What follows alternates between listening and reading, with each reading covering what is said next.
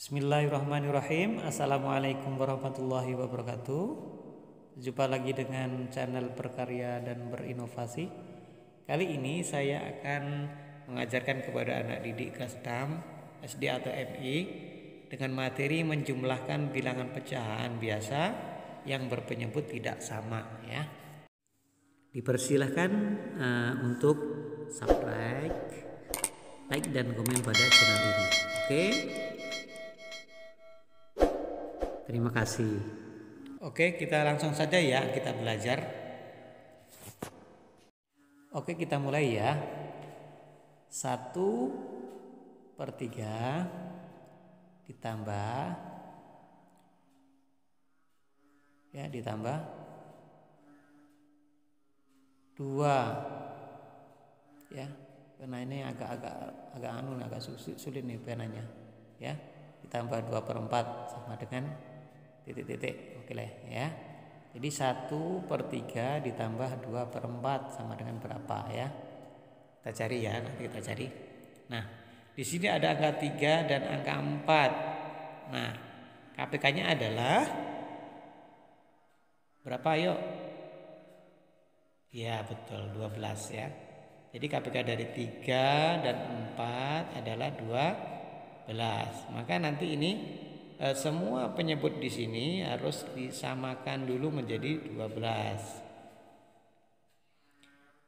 Jadi ketika ada pecahan yang memiliki penyebut yang berbeda, tidak boleh kita jumlahkan dan tidak bisa juga kita bisa mengurangkan ya. Harus kita samakan dulu penyebutnya. Nah, oke.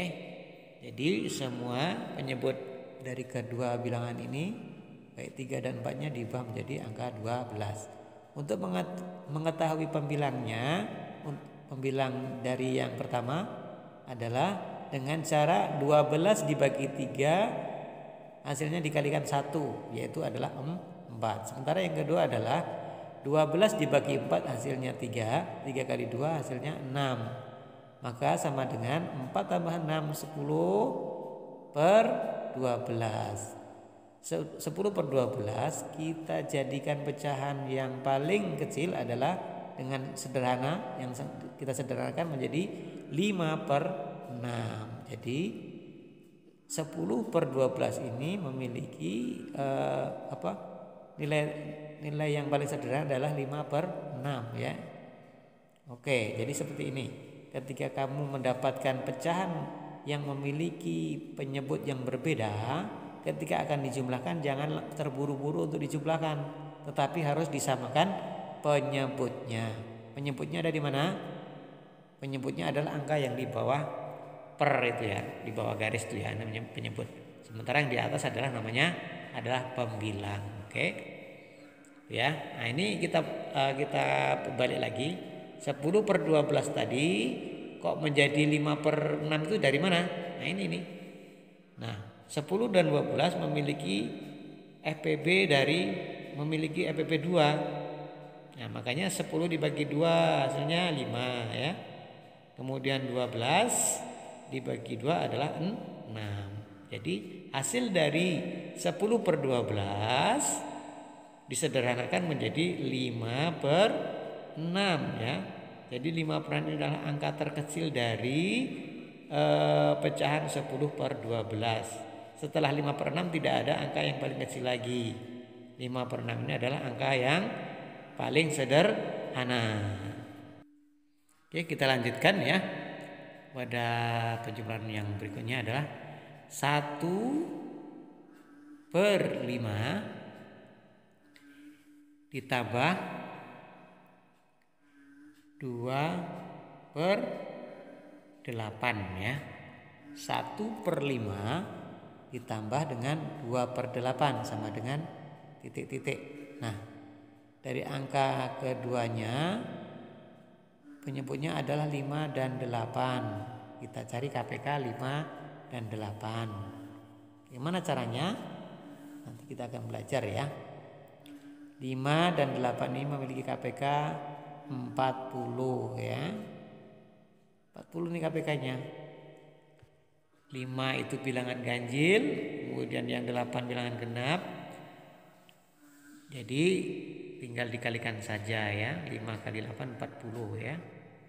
Jadi ketika kita bertemu dengan pecahan yang memiliki penyebut yang tidak sama, ketika dia yang satunya bilangan ganjil, yang satu bilangan genap, dengan cara mengalihkan kedua bilangan tersebut, itulah hasil KPK-nya ya.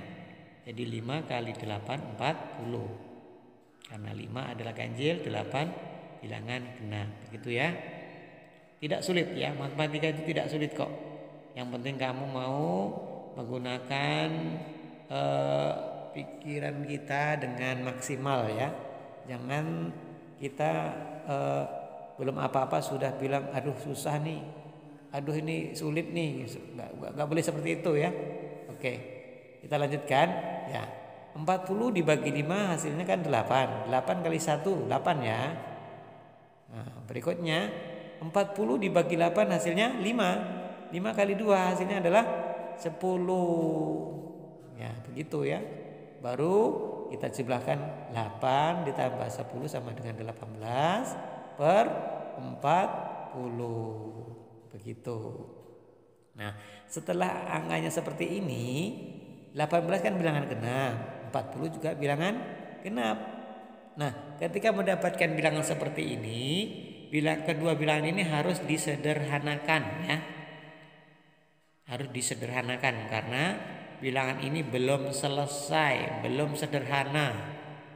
Nah, begitu ya. Jadi bagaimana cara menyederhanakannya?